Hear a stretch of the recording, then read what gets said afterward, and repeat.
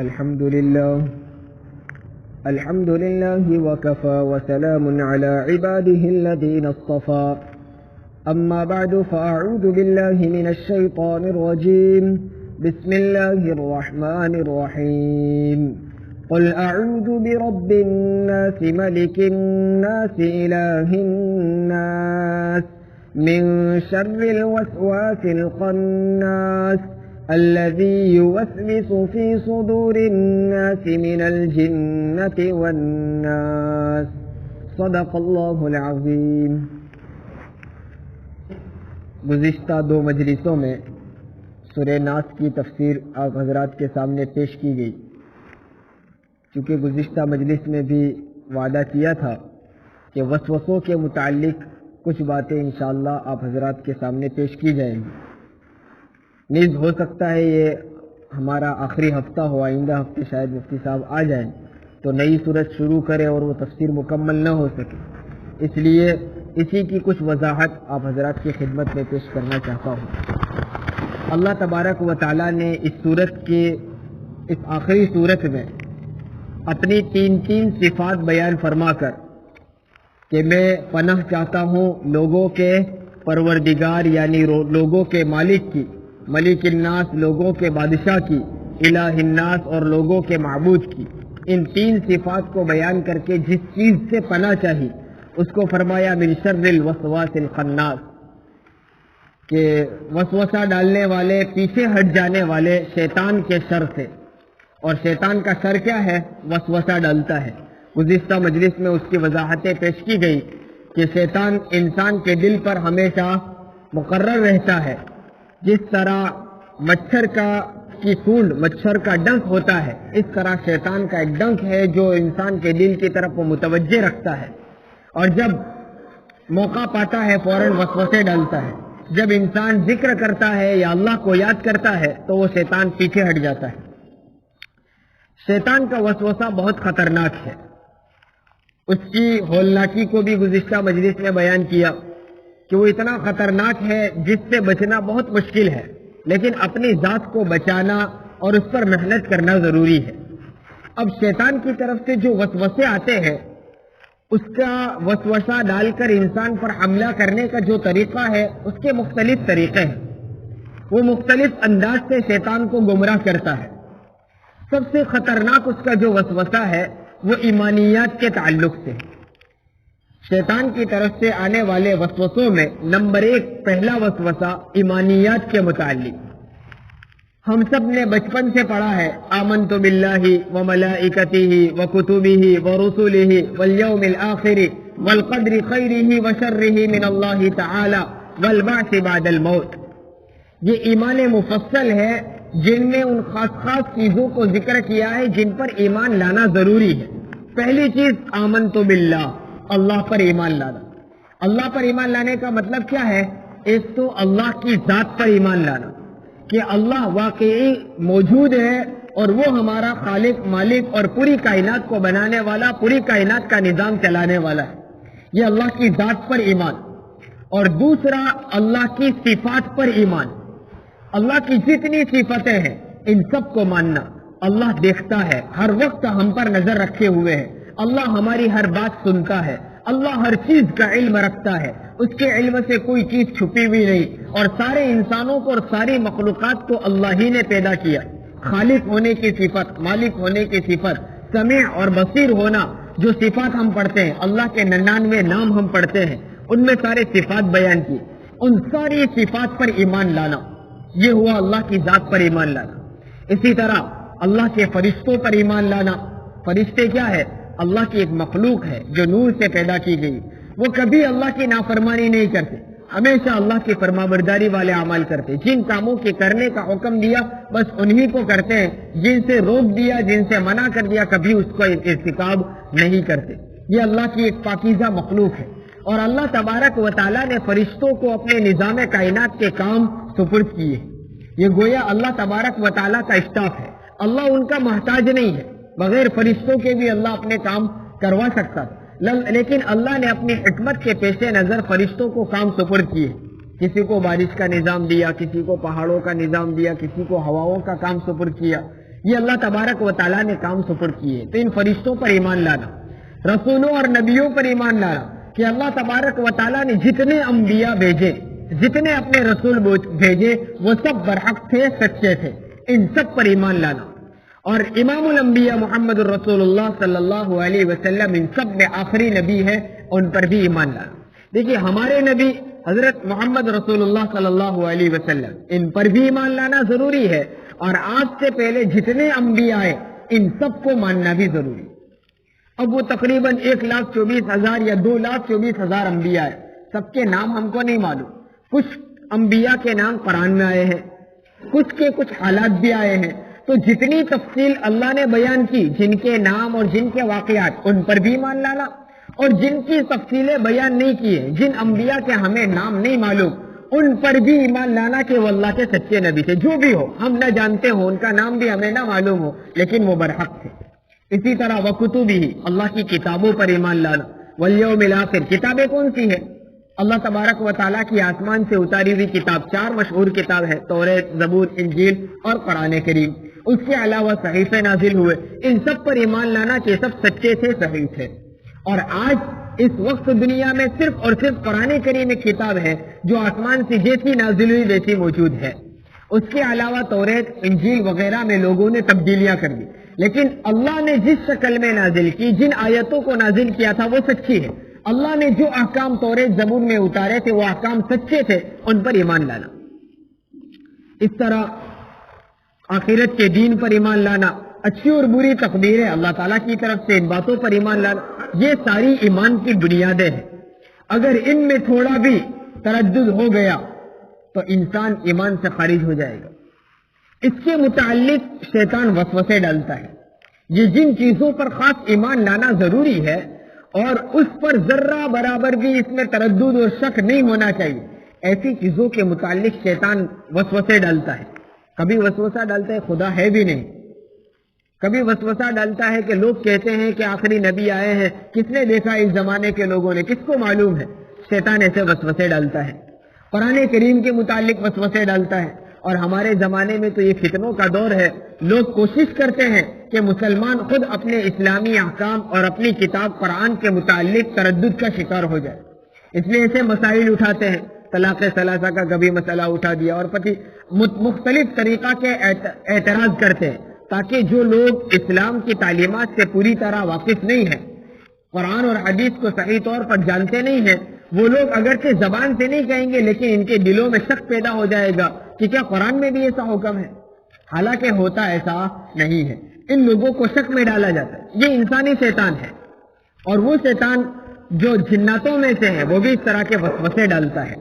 تو ایسے شیطان کے جو وسوسے ہیں، ان میں سب سے پہلی چیز، سب سے خطرناک ایمانیت کے متعلق، کہ وہ وسوسہ ڈال کر مسلمان کو ایمان سے، اسلام سے نکالنا چاہتا ہے. اب یہ وسوسے جو آتے ہیں وہ ہمارے اختیار سے نہیں ہوتے، وہ ڈائریکٹ دل میں خیال آ جاتا ہے. انسان وہ وسوسہ لاتا نہیں ہے، وہ وسوسہ دل میں پیدا ہو جاتا ہے. اس لیے اس وسوسے پر پکڑ نہیں ہے. صحابہ کرام رضوان اللہ علیہ مجمعین کو اللہ تبارک و تعالی جزائے خیر دے، انہوں نے ہر چیز کو پوچھ لیا، اور اگر انہوں نے حضور سے نہ پوچھا ہوتا تو وہ باتیں ہمیں معلوم نہ ہوتی. وساوس کے متعلق بھی صحابہ نے حضور سے پوچھا. کبھی کسی صحابی نے آ کر کہا کہ اللہ کے رسول، میرے دل میں ایسا خیال آتا ہے کہ میں اس کو بیان بھی نہیں کر سکتا. اس صحابی نے تو کہا کہ اگر میں جل کر کوئلہ ہو جاؤں مجھے یہ برداشت ہے، لیکن میرے دل میں جو کبھی وسوسہ آ جاتا ہے میں اس کو بیان کر سکتا نہیں ہوں. تو حضور صلی اللہ علیہ وسلم نے فرمایا کہ ان وسوسوں پر تمہاری پکڑ نہیں ہے. جو بلا اختیار وسوسے آ جاتے ہیں، اس پر اللہ تبارک و تعالیٰ کی طرف سے پکڑ نہیں ہے.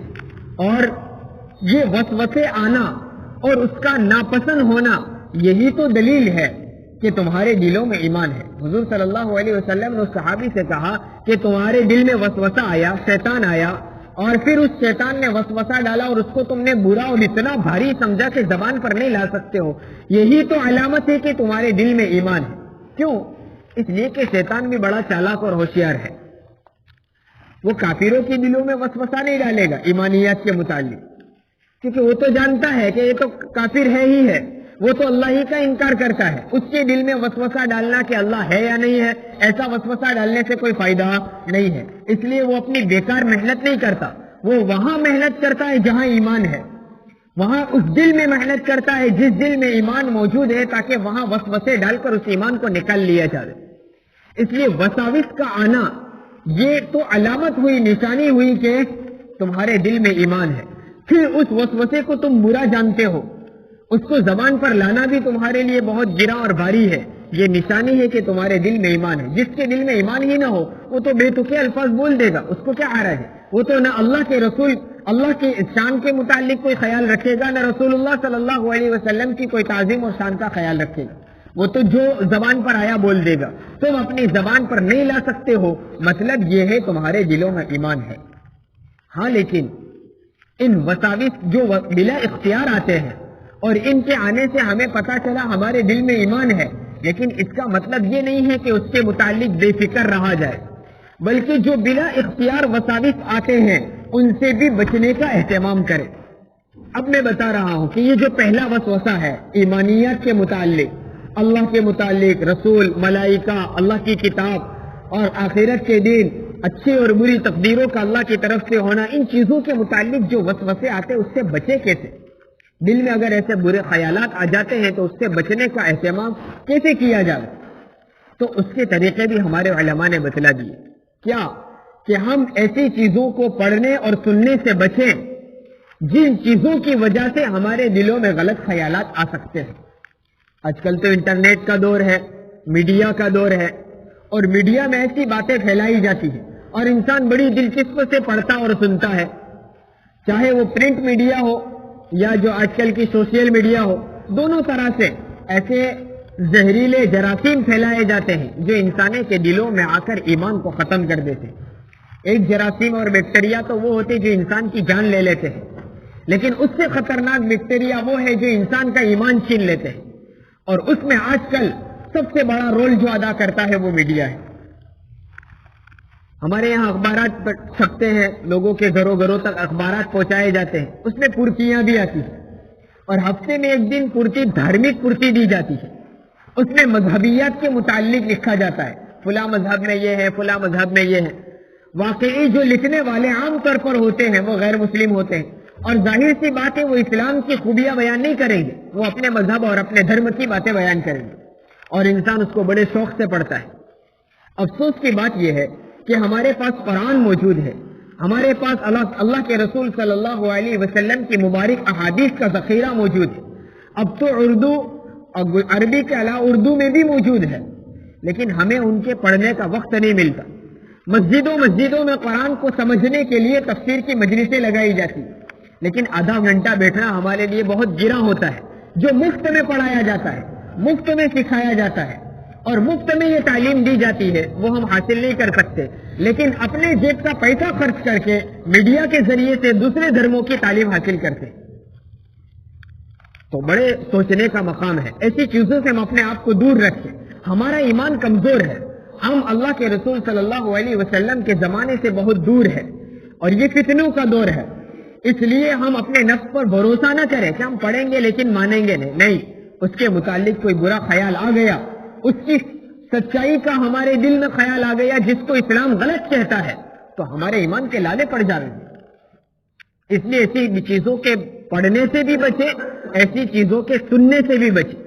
اب موبائل کے دور میں ایسی چیزیں بہت عام ہو گئی، لوگ سنتے ہیں، غیر مسلموں کی باتیں بھی سنتے ہیں، اور دیکھیے بہت ساری باتیں ان کی جو اخلاقیات کے متعلق ہوتی ہے وہ صحیح بھی ہوتی ہے، اس سے انکار نہیں، لیکن کہیں نہ کہیں بیچ میں آ کر ایسی اسلام کے خلاف، ایمان کے خلاف یا ہمارے عقائد کے خلاف کوئی بات آ جاتی ہے جس سے ہمارا ایمان متاثر ہو سکتا ہے. بعض وہ لوگ ہوتے ہیں جو صاف مزاج کے ہوتے ہیں، وہ یہ نہیں چاہتے ہیں کہ مسلمان کے دل سے ایمان نکال لیا جائے. بعض سادھو سنتوں کے لیکچر آتے ہیں، بعض اسکالروں کے ایسے لیکچر آتے ہیں، لیکن ان کے عقائد غلط ہوتے ہیں.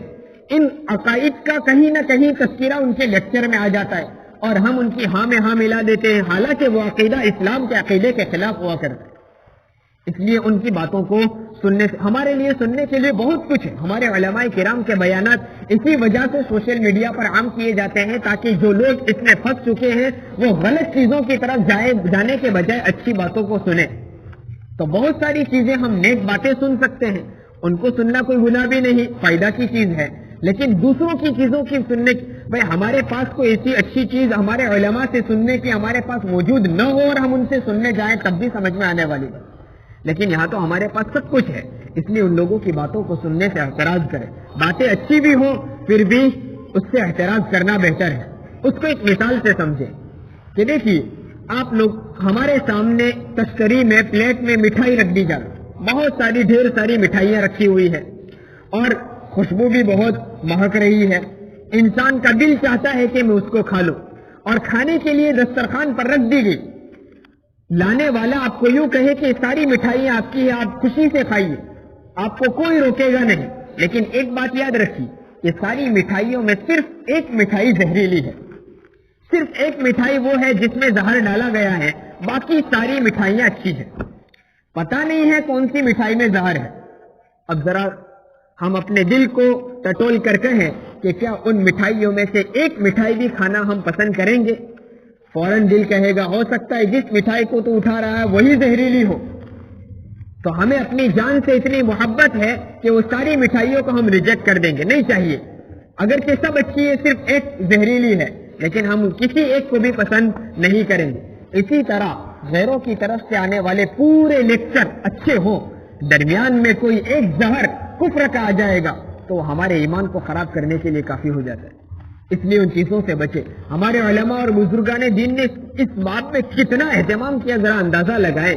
محمد ابن سیرین رحمۃ اللہ علیہ بہت بڑے بزرگ گزرے, خوابوں کی تعبیر کے امام مانے جاتے. جس کسی کو کوئی خواب آتا تو وہ تعبیر بتانے میں, خواب کی تعبیر بتانے میں بڑے ماہر تھے. اللہ تبارک و تعالیٰ نے خاص ملکہ ان کو عطا فرمایا تھا. ایک مرتبہ ان کے پاس ایک باطل غلط عقیدے والا شخص آیا, غلط عقیدے والا آدمی آیا اور اس نے کہا کہ میں تم سے کچھ باتیں کرنا چاہتا ہوں, کچھ اپنی بات پیش کرنا چاہتا ہوں. حضرت محمد ابن سیرین رحمۃ اللہ علیہ نے کہا مجھے تجھ سے کوئی بات نہیں سننی, کچھ بھی نہیں سننا ہے. اس نے کہا اچھا میری کوئی بات مت سنیے, صرف مجھ سے ایک آیت سن لیجیے, قرآن کریم کی ایک آیت میں آپ کو سنا دیتا ہوں, بس مجھ سے وہ سن لیجیے. حضرت نے فرمایا مجھے تیری زبان سے قرآن کی آیت بھی نہیں سننی. اس نے اصرار کیا کہ قرآن سنا رہا ہوں, مجھ سے قرآن سنے, اس میں کیا غلط ہے؟ کہا نہیں بالکل نہیں سننا. جب وہ ضد کرنے لگا, حضرت امام ابن سیرین رحمۃ اللہ علیہ اپنے گھر میں موجود تھے اور آپ کے پاس آپ کے مریدین اور شاگرد موجود تھے اور وہ شخص اصرار کر رہا تھا. تو حضرت نے کہا کہ آپ جاتے ہو یا میں اٹھ کر چلا جاؤں, آپ خود چلے جاتے ہو یا میں اٹھ کر چلا جاؤں. تو بعد میں جو مریدین موجود تھے کہ بھائی تو کیوں اتنا اصرار کر رہا ہے, اتنی ضد کیوں کر رہا ہے کہ حضرت کو خود ان کے گھر سے باہر نکلنے پر مجبور کر رہا ہے, جا چلے جا. بہرحال اس کو وہاں سے نکال دیا گیا. جانے کے بعد مریدین نے پوچھا کہ حضرت کیا وجہ تھی؟ وہ قرآن ہی تو سنانا چاہتا تھا, اللہ کا کلام سنانا چاہتا تھا, پھر آپ کے سننے سے انکار کر رہے. تو حضرت نے جو جواب دیا سننے کے لائق ہے. فرمایا کہ اگر وہ قرآن کی کوئی ایسی آیت پڑھتا جس سے وہ اپنے غلط عقیدے کا استدلال کر رہا ہو اور اس کی زبان سے آیت سننے سے ہو سکتا ہے میرے دل میں عقیدے کی کوئی خرابی آ جائے, اس کا جو غلط عقیدہ ہے اس غلط عقیدے کی سچائی کا کچھ شبہ بھی میرے دل میں آ جائے اور اس کا جواب میرے پاس نہ ہو, تو اس کی وجہ سے ہو سکتا ہے میرا عقیدہ خراب ہو جائے. اس لیے باطل عقیدے والے کی زبان سے قرآن سننا بھی پسند نہیں کیا, اور ہم بہت کچھ سنتے رہتے ہیں. اس لیے اس سے اہتمام کرنا چاہیے. شیطان ہم کو ہمیشہ اس طرف لے جاتا رہے گا, یہ شیطان کا کام ہے. اور میں نے شروع میں کہا شیطان محنت وہی کرے گا جہاں کارگر ہوگی. جس کے دل میں ایمان ہے وہیں جا کر وہ وسوسے ڈالے گا. دوسروں کے دل میں, جس کے دل میں ایمان ہی نہیں ہے اس کے دل میں محنت کرنے کی کیا ضرورت. حضرت حاجی امداد اللہ مہاجر مکی رحمۃ اللہ علیہ ہمارے علماء دیوبند میں ایک بہت بڑے بزرگ گزرے ہیں. ان کے پاس بھی ایک شخص آیا اور اس نے بھی اس طرح کی باتیں کہی کہ میرے دلوں میں یہ وساوس آتے ہیں, اس طرح کے ایمان کے متعلق خیالات, غلط خیالات اور وساوس آتے ہیں. حضرت نے فرمایا کہ شیطان کوئی پاگل نہیں ہے جو دوسرے کے پاس جا کر محنت کرے, تمہارے پاس آ کر وسوسے ڈالتا ہے, یہی نشانی ہے کہ تمہارے دل میں ایمان ہے. حضرت فقیہ الامت مولانا محمود الحسن گنگوہی رحمۃ اللہ علیہ دارالعلوم دیوبند کے صدر مفتی مانے جاتے تھے. ہمارے حضرت مفتی احمد صاحب خانپوری دامت برکاتہ کے بھی شیخ. جس زمانے میں دارالعلوم دیوبند میں ان کا قیام تھا تو ان کے پاس ایک شیعہ آدمی آیا, ایک شخص آیا جو شیعہ تھا. اب شیعہ کی جو عقائد ہے وہ بھی غلط ہے, جس کی وجہ سے وہ دائرہ ایمان سے خارج ہے. شیعہ کافر ہے اگرچہ وہ اپنے آپ کو مسلمان کہے. اور اس زمانے میں قادیانیوں کا بڑا زور تھا. قادیانی لوگ غلام احمد قادیانی کو اپنا نبی مانتے ہیں. ہمارا عقیدہ یہ ہے محمد رسول اللہ صلی اللہ علیہ وسلم کے بعد کوئی نیا نبی نہیں آئے گا. آپ آخری نبی تھے, آپ کے بعد کوئی نبی پیدا نہیں ہوں گے. غلام احمد قادیانی نبی نہیں ہے اور اس نے نبوت کا دعویٰ کیا اور اس کے ماننے والے غلام احمد قادیانی کو اپنا نبی مانتے تھے. تو یہ قادیانی بھی کافر تھے. اب دیکھیے وہ شیعہ آدمی حضرت فقیہ الامت رحمۃ اللہ علیہ کے پاس آیا. اب وہ شیعہ بھی قادیانی کو کافر مانتے, ہم بھی قادیانی کو کافر مانتے اور شیعہ کو بھی کافر مانتے. لیکن اس شیعہ شخص نے حضرت فقیہ الامت رحمۃ اللہ علیہ کو اپنے مذہب کی سچائی بیان کرنے کے لیے, اپنی شیعیت کو سچا ثابت کرنے کے لیے کہا کہ دیکھیے جتنے لوگ قادیانی ہوتے ہیں وہ سب سنی ہیں, یعنی اہل سنت والجماعت جو عقیدہ ہمارا ہے کہ سب سنی ہے, کوئی شیعہ قادیانی نہیں بنتا. اس سے معلوم ہوا کہ قادیانی سچے ہیں. یہ اپنے مذہب کی سچائی بیان کرنے کے لیے کہنے لگا کہ ہم شیعہ لوگ کبھی قادیانی نہیں ہوتے ہیں, معلوم ہوا کہ سب شیعہ سچے ہیں. تو حضرت فقیہ الامت رحمۃ اللہ علیہ نے کہا کہ بھائی یہی تو تمہارے کفر کی علامت ہے. ہمارے پاس ایمان ہے اس لیے ہمارے لوگوں کے پاس شیطان آ کر قادیانی بناتا ہے. تمہارے پاس ایمان ہی نہیں ہے تو تمہارے پاس آ کر کیا کہے گا, قادیانی میں جانے کی کوئی ضرورت نہیں, تم بھی کافر وہ بھی کافر. تو الغرض کہنے کا حاصل یہ ہے کہ ایمان جس دل میں ہوتا ہے اس دل میں شیطان محنت کرتا ہے. لیکن اپنے آپ کو بچائیں. کیسے بچائیں گے؟ ایسے لیکچروں کو پڑھنے اور ایسے لیکچر کو سننے سے, ایسے ماحول سے اپنے آپ کو بچائیں. یہ ایک وسوسہ ہوا ایمانیات کے متعلق. دوسرا وسوسہ ہے گناہوں کے متعلق. عام طور پر جو وساوس آتے گناہ کے آتے ہیں, اور آدمی جس فیلڈ میں کام کرتا اس کے متعلق اس کو گناہ کے خیالات آتے ہیں. کسی کو چوری کا خیال آیا, کسی کو زنا کا خیال آ جاتا ہے. تو یہ وساوس یہ بھی شیطان کی طرف سے آتے ہیں. ان وساوس سے بچنے کے لیے بھی ہمیں خود محنت کرنا ہوگا. جو وساوس گناہوں کے آتے ہیں, ان صرف وسوسہ آنے کی وجہ سے انسان گنہگار نہیں ہوتا, لیکن جب اس وسوسے پر عمل کر لیا جائے تو اب وہ آدمی گنہگار ہوگا. کسی آدمی کو خیال ہوا کہ چلیے آج موقع اچھا ہے, فلاں مالدار شخص کا مکان خالی ہے اور یہ موجود نہیں ہے, آج ہم چوری کر لیں گے, آج ہم ڈاکہ ڈال لیں گے. یہ صرف خیال آیا, اس خیال کی وجہ سے گنہگار نہیں ہوگا, لیکن جب اس خیال پر عمل کر لیا تو اب وہ آدمی گنہگار ہوگا. راستے سے گزرتے ہوئے سامنے کوئی نامحرم عورتیں گزری, دل نے خیال کیا کہ چلو دیکھ لیتا ہوں, بد نظری کر لیتا ہوں. یہ صرف دل میں وسوسہ پیدا ہوا. اس وسوسے سے تو آدمی گنہگار نہیں ہوگا, لیکن جب اس وسوسے پر عمل کر لیا, نامحرم عورت کی طرف نظر اٹھا کر جان بوجھ کر دیکھ لیا, تو پھر اب وہ گنہگار ہوگا. تو یہ دوسرا وسوسہ جو ہے گناہوں کے متعلق, اس گناہوں کے متعلق آنے وزلے وساوس سے بھی اپنے آپ کو بچانے کی کوشش کرے, محنت کرے اس کے متعلق, اور اپنی ذات کو ایسے ماحول سے بچائیں, ایسے دوستوں سے, ایسی محفلوں سے, اور ان لوگوں کے پاس اٹھنے بیٹھنے سے اپنے آپ کو دور رکھے جہاں گناہوں کے تذکرے ہوتے ہوں. ایسی مجلسوں میں جانے سے اپنے آپ کو بچائیں جہاں گناہوں کی باتیں ہوتی ہوں, جہاں غیبتیں ہوتی ہو, یا جہاں کوئی بھی گناہ کی تذکرے ہوتے ہو. ایسے لوگوں کے پاس بیٹھنے سے بھی اپنے آپ کو بچائیں. بھئی ہم کوئی گناہ میں مبتلا نہیں ہے, لیکن ہم نے کسی ایسے شخص کو دوست بنا رکھا ہے جو کسی گناہ میں مبتلا ہے. روز ہم ان کے پاس بیٹھیں گے, اس کی باتیں سنیں گے, تو وہ جس ماحول میں رہتا ہے اس طرح کی وہ باتیں کرے گا, تو اس کے آہستہ آہستہ اس کی باتیں ہمارے دلوں پر اثر کرے گی. پھر نتیجہ یہ ہوگا کہ وہ گناہ کو ہم گناہ نہیں سمجھیں گے, اس گناہ کی قباحت ہمارے دل سے کم ہو جاتی ہے. اس لیے اپنے آپ کو ایسے اس ماحول سے بچائیں. جو آدمی اس سے جتنا دور رکھتا ہے اتنا ہی اس کے دل میں اس گناہ کی قباحت اور برائی رہتی ہے. جیسے سورج کی تپش ہے, سورج کی جو دھوپ پڑتی ہے تو بعض چیزیں وہ ہے جو اس کی تپش کو بہت زیادہ جلدی قبول کر لیتی ہے اور بہت زیادہ گرم ہو جاتی ہے, اور بعض چیزیں وہ ہے جو سورج کی دھوپ اس کے اوپر پڑنے کے باوجود بہت گرم نہیں ہے. جیسے لکڑی ہے, لکڑے کی کوئی چیز ہو سورج کی گرمی میں بہت زیادہ گرم نہیں ہوگی, ہم اس کے اوپر چل سکتے ہیں. پتھر ہو وہ لکڑی سے زیادہ تھوڑا گرم ہوتا ہے لیکن اس پر بھی ہم چل لیتے ہیں. لیکن ماربل ہو, ٹائلز ہو تو وہ سورج کی گرمی کو بہت جلدی پکڑ لیتی ہے اور اپنے اندر حرارت پیدا کر لیتی. اب نتیجہ یہ ہوتا ہے کہ دوپہر کے وقت سورج کی گرمی میں اس کے اوپر پیر رکھ کر چلنا بھی مشکل. اور کچھ ماربل ایسے آتے ہیں جو سورج کی گرمی کو پکڑتے ہی نہیں ہیں. ایسے قیمتی پتھر ایسے آتے ہیں جو سورج کی گرمی اس کے اوپر دھوپ پڑنے کے باوجود وہ ٹھنڈے کے ٹھنڈے رہتے ہیں, انسان اس پر آسانی سے چل سکتا ہے. کہا جاتا ہے ہمارے حرمین میں اس طرح کے ماربل استعمال کیے گئے ہیں جہاں سورج کی گرمی پڑنے کے باوجود, دھوپ پڑنے کے باوجود وہ گرم نہیں ہوتے, انسان آسانی سے چل سکتا ہے. بس اسی طرح انسانوں کے دل بھی ہے.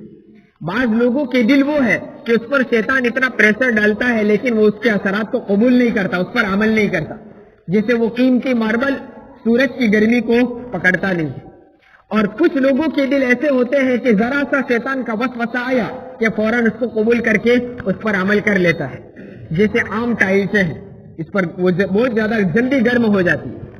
تو ایسے ماحول میں جب رہیں گے تو ہمارا دل بھی ایسا ہو جائے گا. اس لیے اپنے آپ کو, اپنے دل کو ایسے وساوس سے بچانے کا اہتمام کریں.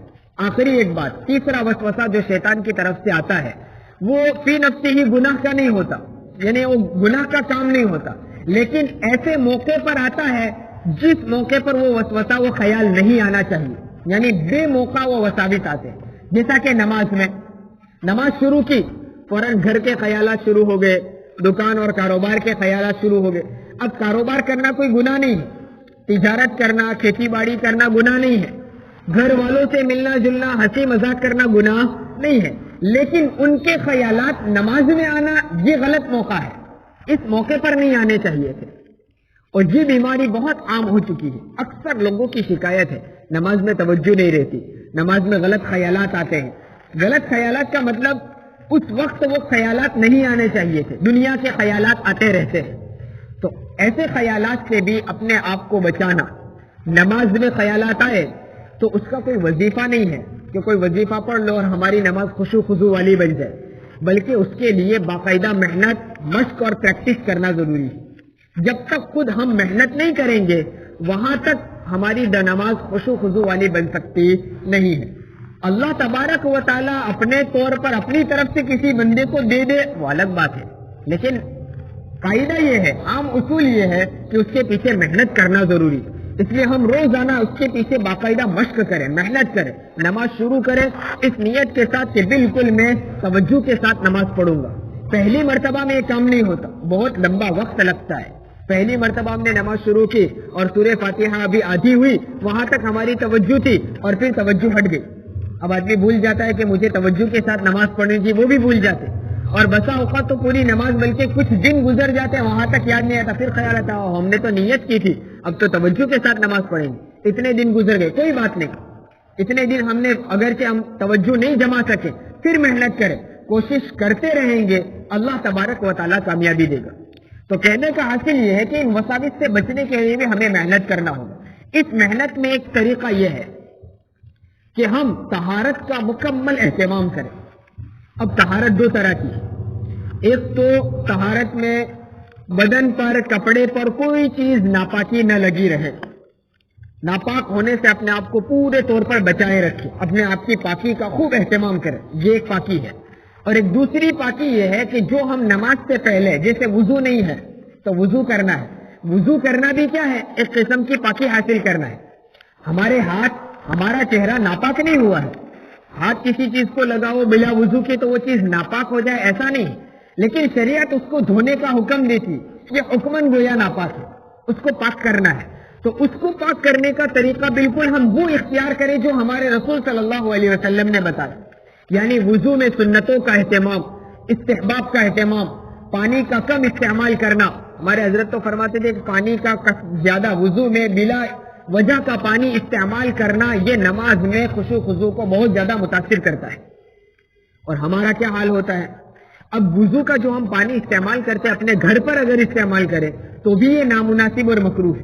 اللہ کی ایک نعمت کو ہم بلا وجہ کیا ہے کہ ضائع کر رہے ہیں.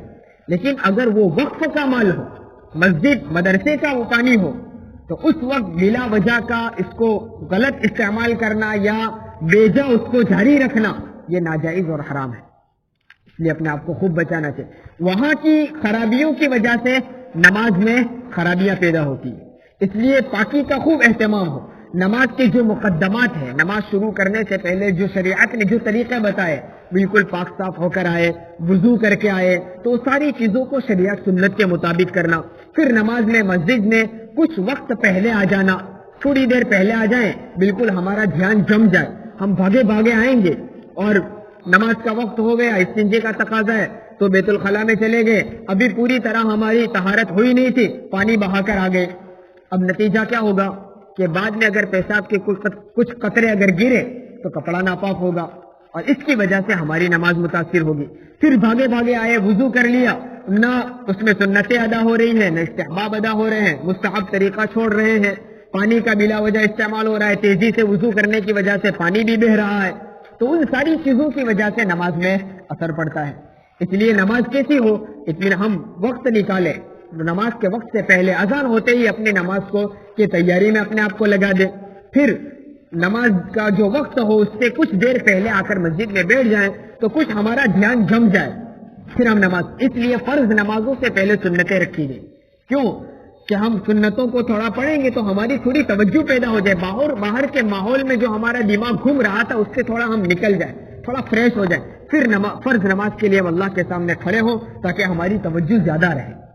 الغرض کہنے کا حاصل یہ ہے کہ تیسرے وسوسے سے بچنے کے لیے بھی ہمیں خود محنت کرنا ضروری ہے، اس کی خوب محنت کریں، اپنے آپ کو اس کے متعلق ڈالیں۔ جماعتوں میں ہم جب جاتے ہیں تو دوسرے نمبر میں کیا بتاتے ہیں؟ دوسرا نمبر نماز کا مقصد کیا ہے؟ ہماری 24 گھنٹے کی زندگی صفت صلاۃ پر آ جائے۔ صفت صلاۃ کا کیا مطلب ہے؟ کہ جس طرح ہم نماز میں اللہ کے احکام اور رسول اللہ صلی اللہ علیہ وسلم کے طریقوں کے پابند بن جاتے، اس میں اپنی بالکل نہیں چلاتے ہیں۔ کوئی یوں نہیں کہ آج سے میں 3 سجدے کروں گا، مجھے بہت شوق ہے، میں 4 سجدے کروں گا تو اس کی یہ نماز درست نہیں ہوگی۔ اپنی منمانی جس طرح اس میں نہیں چلتی، اسی طرح ہماری 24 گھنٹے کی زندگی بھی ایسی بن جائے جس میں اپنی منمانی نہ ہو، اپنی چاہت نہ ہو، رب کی چاہت۔ تو یہ نماز کا مقصد ہے۔ تو ہماری نماز صحیح بنے گی تو باہر کی زندگی بنے گی، لیکن اس کے حاصل کرنے کے طریقوں میں کیا بتایا جاتا ہے؟ یہی کہ 2 رکعت نماز پڑھ کے اپنے آپ کی نماز صحیح بنانے کی کوشش کرے، شریعت و سنت کے مطابق خشوع خضوع والی نماز بنانے کا اہتمام کرے۔ الغرض یہ 3 طرح کے وساوس ہیں جو شیطان کی طرف سے آتے ہیں، اس سے بچنے کا کیا طریقہ وہ بھی آپ حضرات کو بتایا گیا۔ اللہ تبارک و تعالی ان باتوں پر مجھے بھی اور ہم سب کو عمل کرنے کی توفیق عطا فرمائے۔ سبحانك اللهم وبحمدك وتبارك اسمك وتعالى جدك ولا إله غيرك اللهم صل على سيدنا محمد وعلى آل سيدنا محمد واصحابه وبارك وسلم ربنا ظلمنا أنفسنا وإن لم تغفر لنا وترحمنا لنكونن من الخاسرين۔ یا اللہ ہم گنہگار ہیں، خطا کار ہیں، سیاہ کار اور مجرم ہیں، پاپی اور گندے ہیں، اے اللہ تو اپنے فضل سے ہمارے تمام گناہوں کو معاف فرما دے۔ اللہ تیرے لیے کوئی مشکل نہیں ہے، تجھ سے کوئی سوال کرنے والا نہیں، اے اللہ تو اپنے فضل سے ہمارے گناہوں کو معاف فرما، تیری مرضیات پر زیادہ سے زیادہ چلا کر تیری نامرضیات سے ہماری پوری حفاظت فرما، تیری رضا والی زندگی گزارنے کی توفیق عطا فرما، تو ہماری مغفرت فرما، ہمارے والدین کی مغفرت فرما، ہمارے بھائی بہنوں کی مغفرت فرما، ہمارے رشتہ داروں اعزاء اور اقربا کی مغفرت فرما۔ اللہ تمام دوستوں کی، تمام متعلقین کی، تمام محسنین متعلقین مخلصین کی، اور اللہ تمام مؤمنین و مؤمنات، مسلمین و مسلمات اور پوری امت مسلمہ کے گناہوں کو معاف فرما دے۔ اے اللہ اپنے فضل کا معاملہ فرما، امت مسلمہ کی تو مدد اور نصرت فرما، اے اللہ اسلام اور اہل اسلام کو غلبہ عطا فرما، ہمارے بیماروں کو صحت کاملہ عاجلہ مستمرہ عطا فرما، پریشان حالوں کی پریشانیوں کو دور فرما، قید و بند میں محبوسوں کو رہائی نصیب فرما، مقدمات میں ماخوذوں کو بری فرما، جو جس مصیبت میں گرفتار ہے اے اللہ تو اسے نجات عطا فرما۔ نبی کریم صلی اللہ علیہ وسلم کا امتی جہاں کہیں بھی ہو، اس کے ایمان و اسلام کی، جان و مال کی، اہل و عیال کی، عزت و آبرو کی، تجارت و زراعت اور کاروبار کی، ہر چیز کی پوری حفاظت فرما۔ نبی کریم صلی اللہ علیہ وسلم کے طریقوں کی محبت اور غیروں کے طریقوں کی نفرت ہمارے قلوب میں ڈال دے، زندگی کے ہر شعبے میں حضور اکرم صلی اللہ علیہ وسلم کی سنتوں کو زندہ کرنے اور اپنانے کی ہمیں توفیق اور سعادت عطا فرما۔ اللہ جو مانگا وہ بھی عطا فرما، مانگنے سے رہ گیا وہ بھی عطا فرما۔ ہماری دعاؤں کو اپنے فضل سے نبی کریم صلی اللہ علیہ وسلم کے صدقے طفیل میں قبول فرما۔ یہاں موجود تیرے تمام بندوں کی جائز اور نیک مرادیں پوری فرما۔ ربنا تقبل منا انك انت السميع العليم وتب علينا انك انت التواب الرحيم صلى الله تعالى على خير خلقه محمد وآله وصحبه اجمعين برحمتك يا رحمن۔